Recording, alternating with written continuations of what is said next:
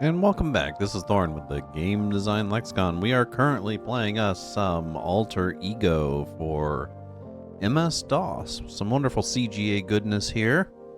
Alter Ego is a life simulation game that was put out in the mid-'80s. Really, I don't really know how to feel about it. I mean, it's literally just a, it's like a, it's like one of those dating games, kind of. You know, you get a bunch of scenarios, you make selections. It's something that I have weird memories of as a child, so let's get on with that and build some more new weird memories.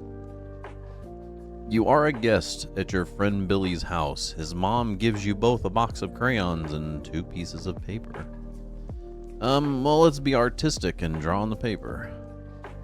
You are behaving yourself very nicely so far. You draw a pretty picture. Give it to Mom. I don't know Billy's mom. A very nice gesture. You can have a good time at somebody else's house for a short while, but there's no place like home. Yeah, I'm sure my autism is just screaming now. What do we got up here? More brainy stuff. You are sitting in a large place, and a funny man walks up to you. He's walking around you in circles. What is this? Let's talk to him. You yell out at the funny man, and he walks over to you. He makes a noise that sounds like this. Roof. Then he sits on your leg. Let's grab him by the head. You grab his head between your 2 hands. Hey! Now that man is licking you all over the face. Mommy says he's kissing you. Yeah, that's kind of gross. Yeah, whatever. Well, let's push him off me. This man is heavy. He looks back at you while you are pushing him off and blows his nose right in your face. Great. Bad dog. Okay, you're in a large department store waiting in line, and there's an extremely well-endowed woman standing in front of you. She smiles. It looks like she may be an interesting person to talk to. Well, if she's well-endowed, she probably is. Okay. Let's be inquisitive. Let's ask her some questions. Which questions would you like to ask?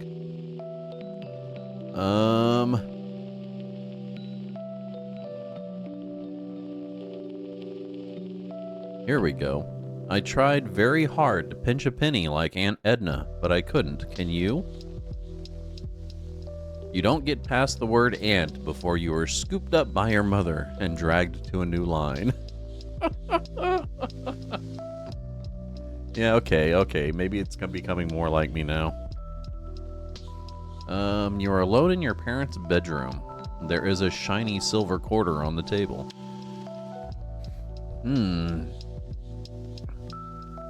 So honest and take the quarter? You have made an inappropriate response. God damn it. What the hell is that? Why do they give you the selection for both of them if you can't choose in that specific manner? That's about the stupidest thing I ever heard. This might have been a tough decision for you. At your age, even sometimes into adulthood, honesty is often less than clear-cut. You might have figured that you had nothing to gain by stealing the quarter. You were right about that. You've gained the trustworthiness category. Gained in the trustworthiness category. Daddy says it's time to go to bed. Yeah, I'm tired.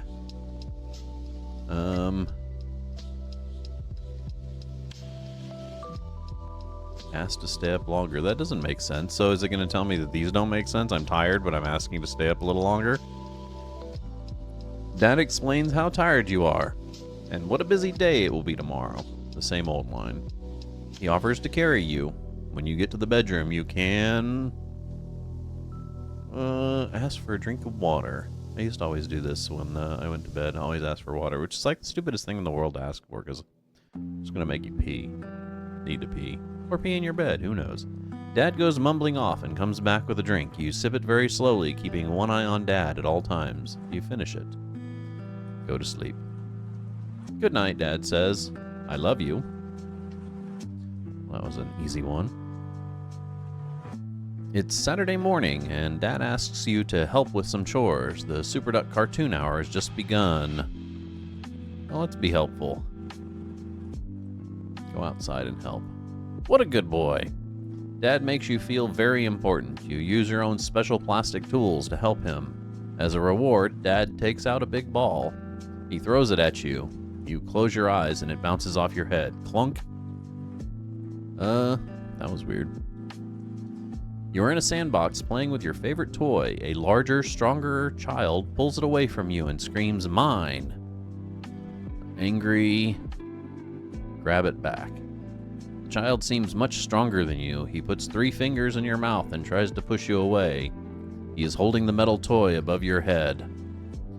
I'll try and bite him, son of a bitch. Crash! The metal toy comes down right on your head. Crash again, crash again. You're beginning to feel dizzy. You cry out, crash, crash. He finally stops, but your head and face are covered in blood. His mother takes him away before either one of the parents can tell what happened. He was a problem child with very aggressive tendencies.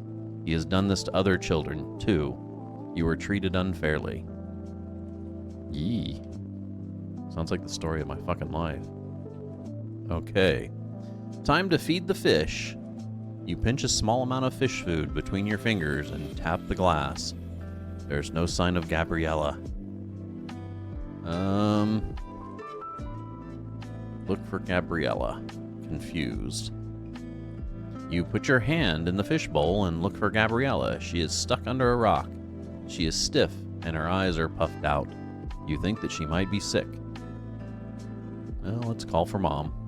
Gabby floats up to the surface from under a big gray rock. Her eyes seem very puffy, and her body is stiff. You are relieved to see she hasn't jumped out of the bowl. Well, let's ask Mom about Gabby. Mom stutters through the answers to your questions. She is uncomfortable and sad. Mom explains that Gabby can't swim anymore. Mom says she's dead. That she's gone away. How can that be? She's right there. What is dead? You wonder. You are confused. Mom says that Gabby has to be taken out of the bowl. I'm not keeping her in my drawer. That's gross, dude. Let's flush her down the toilet. Even though Mom has a sad face, you giggle at the thought of Gabby swimming in the bowl. You wonder if she will tickle you the next time you go to the bathroom. Hee. It isn't a real laugh, but you don't know what else to do.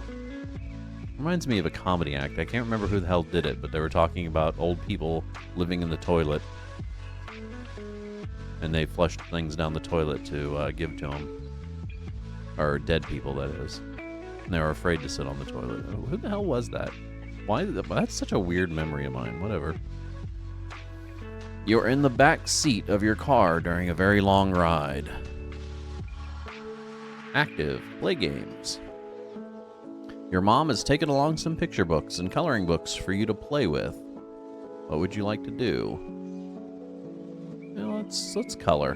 I'm more of like a solitary kind of keeping myself occupied thing. I've taken quite a few road trips when I was a kid, and I always liked having stuff that I could do on my own. Coloring is a solitary activity. You take the book and color in a picture of Super Duck.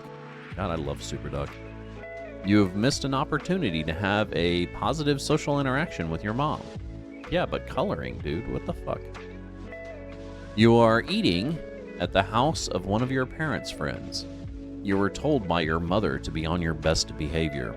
Something that you ate has disagreed with you, and now you feel very sick. So, stomach problems, autism, that kind of thing. I had this happen a lot when I would stay over at friends' houses, and because of that, I didn't like staying over at friends' houses, and I often would try and opt for them to stay at mine, just in case. A fun story, true but sad but true. Okay, coffee done. Coffee gone bye-bye. Okay, I guess I'm queasy. And try and find the bathroom myself. It is a large, unfamiliar house. You find the room, but it's not a bathroom. You get sick in here. No one will know. Blah. Getting sick like that is difficult to hide. You're discovered and everyone feels sorry for you. The person who has to clean it up feels less sorry for you than everyone else. Okay. You are still not completely familiar with using the toilet. It is still quite fascinating to you. You have just finished and you have cleaned yourself like a big boy. There's that term again. Big boy. Content. Make a boat out of mom's brush. Dude, that's poop in the toilet. That's not happening. You have resisted a strong temptation. You deserve a cookie. There are some on the table over there. Would you like to take one? Yes. You didn't ask permission first. You get caught with your hand in the cookie jar. It's hard for a child your age to be perfect. Don't sweat it. Oh, what a weird thing. So apparently, if I remember correctly, and it's been a while since I've played this, this is supposed to be written by like psychologists and stuff like that. So these situations are supposed to be like key pivotal, like something that happens to a lot of kids that at the time, I'm sure obviously the science has probably changed in the last 40 fucking years, but at the time it was considered a lot of like pivotal psychological experiences and developmental experiences in a child's life. So it's kind of weird reading this now and going, oh, okay. I mean, I guess a lot of the stuff still happens to kids, but you know, weird. Today is Dad's birthday, and you wouldn't like to, today is Dad's birthday, and you'd like to make him breakfast. Practical cereal. You don't know how to be practical just yet, silly. Why don't you ask Mom for some help? Okay. Mom won't let you do exactly what you want, but it helps you make Dad a nice breakfast. This makes him feel terrific. That was sweet. The phone rings while Dad is ironing a shirt. He must leave you alone in the room with the iron. Cautious. I'm not going to help Dad iron the shirt. I know that thing's hot. Dad realizes that you are alone with the hot iron and calls you into the room. You run into the room and trip over the iron cord. The iron wobbles but remains upright. You have avoided getting hurt. It's scary. Dad must get his teeth fixed and you must go with him to the dentist. Mom is busy at work and Dad couldn't find a sitter. A sitter? You know, I guess that's one of the advantages of being a kid with a bunch of siblings. I had 2 brothers and 2 sisters. One sister older than me, one sister younger than me, and both brothers older than me. So I don't ever remember a time where we had a babysitter that wasn't a family member, you know? Kind of weird. You sit in the waiting room for a very, very long time. Dad must run out and put money in the parking meter. Dad sits you on the floor, gives you a magazine to leaf through, and tells you to behave. Okay. Let's see. Be patient? Can I remove my shoes and be patient? You have made an inappropriate response. Why doesn't the response actually, like, dictate your mood if you can... Dude, I fucking hate that. Why can't I patiently remove my shoes? I mean, logically, I could patiently tear the pages from the magazine, too, but I guess I'll just fucking be a good boy. Why not? Your ability to keep yourself amused is a sign of early maturity. Or autism. Just saying. This will help you intellectually and creatively.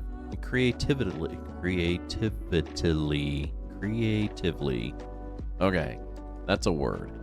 Anyway, I guess the bulk of the autism research really didn't come out until, was it 1992? There was a large amount of autism research that was done and published in the early 90s. Oddly enough, here's a weird fun fact.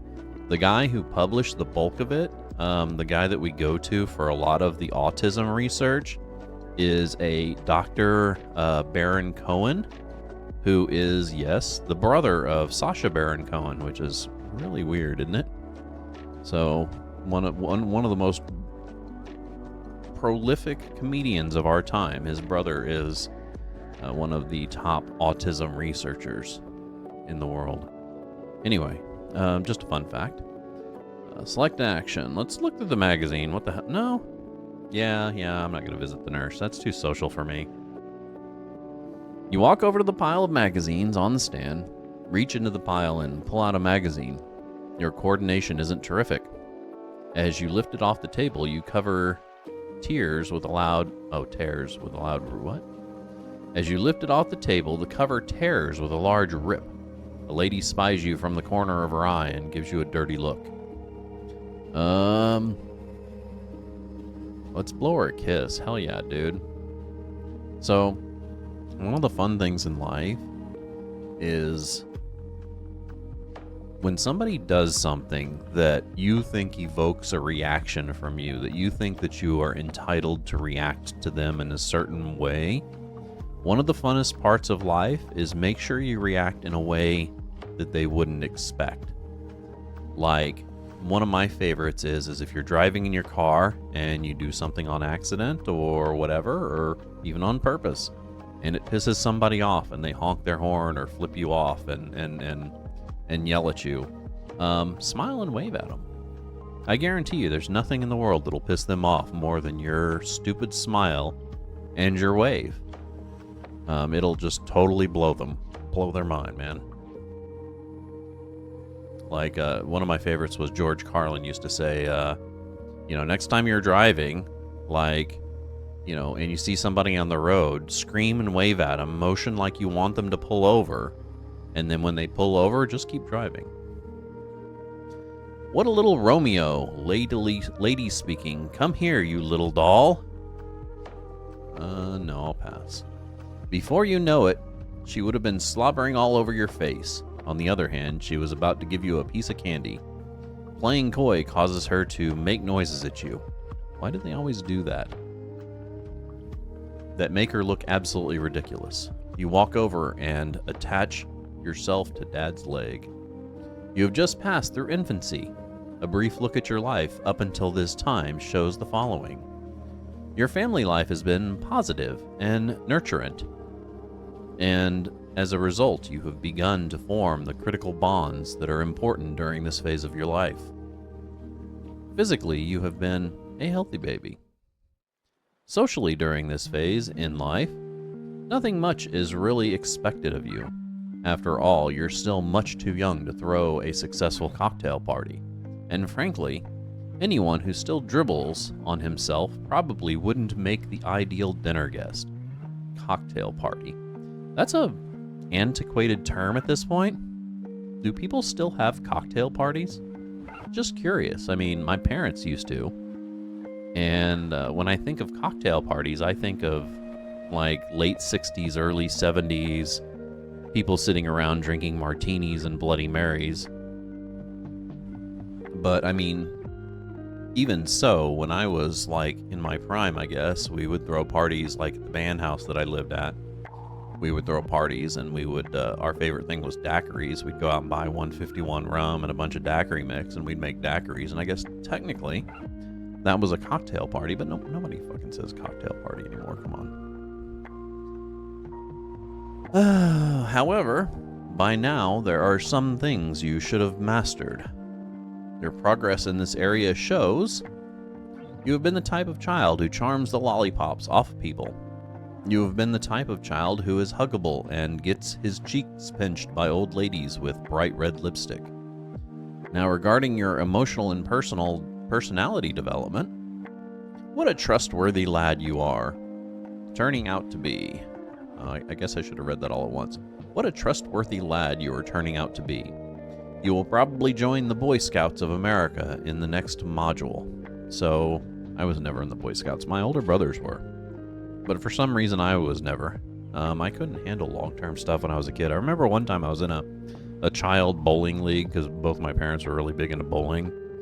And I couldn't make it through the entire thing. I eventually just dropped out. Let's see. On one hand, your trustworthiness is a desired trait. On the other, I am curious why you don't explore your environment a bit more. Get into things a bit.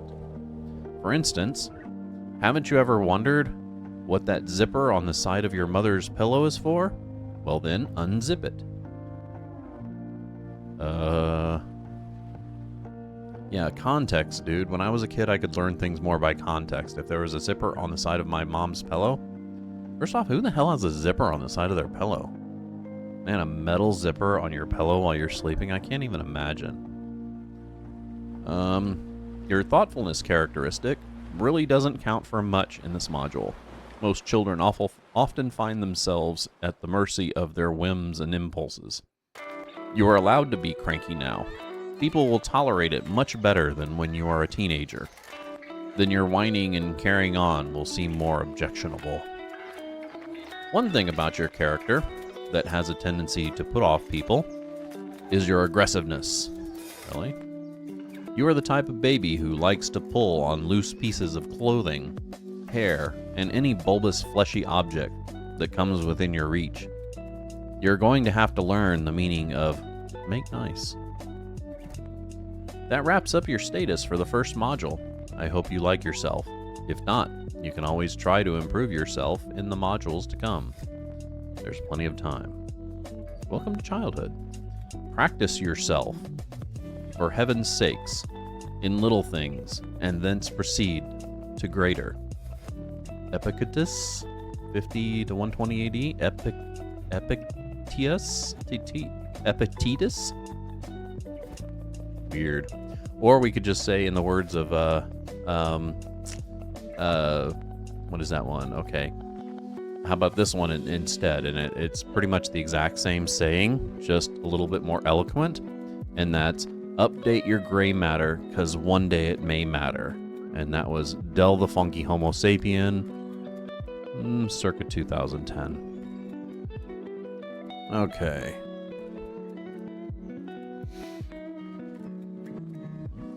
Okay. We got family, we got emotion. Mama's just taken a job that requires her to be away in the morning and early afternoons. Oh, great. So I'm a latchkey kid. She decides to enroll you in a nursery school program. Oh no, I'm not a latchkey kid. Upon your arrival, you are greeted by another lady with very skinny legs and large round glasses. I remember when I was a kid, the only time I remember a daycare is there was one point when I don't know what was going on. I barely remember this part when I was a kid. I have very few direct memories when I was a kid. But I do remember at one point in time we went to live with my grandmother in Reno. And during that time, I guess at one point she put us into a daycare. Or she put me into a daycare, and I couldn't stand it, dude. Like, nap time was the worst. Like, at one point in time during the day, they would make you lay down and take a nap, and I couldn't. It was to me, it was a horror show, and I resisted. Okay. Upon your arrival, you're greeted by another lady with very skinny legs and large round glasses. There are children playing with buckets of sand, building blocks, and other activities. Buckets of sand. God, I hope we're outside. There's a small boy sitting in a corner with tears streaming from his eyes and a runny nose, and cheeks red from crying.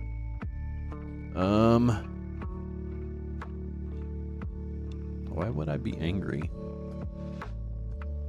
Give the lady with the skinny legs a left hook.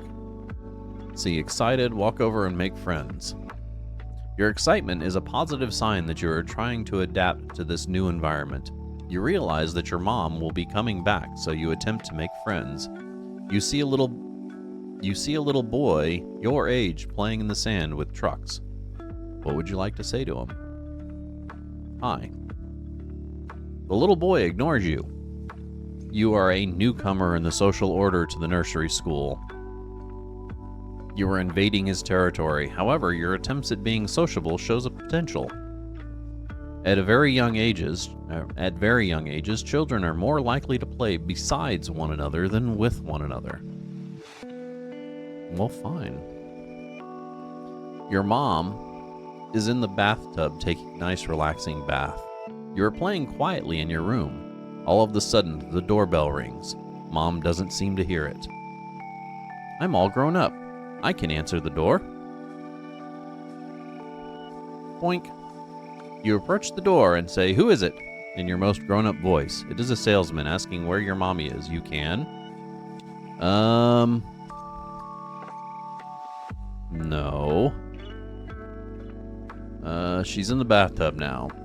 Salesman face turns very red. He thanks you and walks quickly out the door. You're developing a knack for bluntness. Hell yeah, dude. Bluntness rules. You know what I don't understand about this game? The little trackways that these things go in. And of course, I can only move the arrow along the trackways. Like, I can't go over to that ribcage one there. And the little trackways don't really seem to make any sense. Like, it doesn't really mean that one goes after another or shouldn't be without another. Now, I'm guessing there's some of them that need to be sequential, but so far I don't really see them, you know? Like, these three here. So, I can pick that one. I don't have to pick one of these two, right? But it looks like you would have to before you do that one. You have been invited to a sleepover at your best friend's house. This is your first sleepaway experience. You know, I remember kind of my first sleepover when I was in, I think I was in California at the time, so it would have been kindergarten or first grade, I believe. I remember the name of my school. I went to a school named Laurawood, and I actually have looked it up on like Google Maps. It's still there in San Jose. But I remember the first sleepover, and the weirdest thing that I remember about it is the kid that I went and slept over at their house. They went to church, so I had to go to church with them in the morning. And I don't remember sleeping over at their house, really. I kind of remember the house a little, but I don't remember sleeping over at the house, and I certainly don't remember the church. So it's really weird. Really weird. It's really weird. I think I've had to deal with that a couple times. I had one friend that was more recent than that, which was back when I was a kid in Houston, so more of my teens. And I remember that before I slept over at his house, he had told his parents he wasn't going to church anymore, so that went over well. I wonder if they blamed that on me. I'm sure they blamed it on one of his friends, and I was typically the target for that because my parents didn't raise me religiously. So, mixed feelings, of course. Ambiguous, right? Or ambivalent. Ambivalent would be the word. Go to your friend's house as soon as possible. One way of resolving a mixed feeling is to plunge headlong into a risky situation. Although risk-taking is sometimes a sign of emotional maturity, it can be dangerous if you do not take the time to consider the possible consequences. While you are over at your friend's house, you have a bad dream and wake up screaming for your parents. Well, shook. While you are playing quietly in your room, you are startled by a loud muffled sound coming from someplace else. It seems that your parents are having a terrible fight over something. Your father's deep voice seems to be shaking the whole house. Your mother's piercing scream sounds like she's being hurt terribly. That's something that I really don't remember. I mean, I can't say that I have a lot of fond memories of my childhood. But one thing I can honestly say is I don't remember my parents ever, like, having a fight like that. I mean, they were kind of always, like, rude and sarcastic to each other, but they never had a, like, shouting argument that I can remember. Maybe I blocked it out. Who knows? Disturbed. Let's go and see what's happening. The yelling gets louder and louder, and then suddenly everything is quiet. When you see your parents later, they act as if nothing happened. Mom's hair is ruffled, and she seems to be very tired. You can't seem to figure out what has happened. Or can you? Soon after you sit down for dinner, your mother announces that the vegetable of the day is Brussels sprouts. I love Brussels sprouts, actually. Even when I was a kid, I liked Brussels sprouts. When I was a kid, I liked Brussels sprouts. I liked broccoli. I liked asparagus. I liked liver and onions, for Christ's sakes. There's actually only a few things I really didn't like vegetable-wise when I was a kid. I didn't really care for peas, but I'd eat them. They didn't bug me. Unlike my brother Eric, who was so disturbed by them that he would come up with new and inventive ways to hide them off of his plate because my mom would make him eat them, make him eat them. And like there were times where she made him sit at the table until he finished it, and he would sit there and he'd fall asleep at the dinner table, just like the only person still sitting there staring at his peas, right? And that's my brother in peas. Anyway, this is Lauren with Game Design Lexicon. We're currently playing Alter Ego for MS-DOS, which is a kind of a life simulator game. If you do like our content, make sure you give me a follow down below here on Twitch, or a subscribe over on YouTube, where we air this content usually about a month, or a week to a month after we air it over here. We do stream Monday through Friday, noon p.m. to 3 p.m. Central Standard Time. That's GMT -6 over here on Twitch, with music in between the breaks, which I'm going to play right now. Our band for today is... oh my god, dude. The Dead South. The album is Good Company. And really awesome awesome bluegrass goodness. And I'll be back after this break.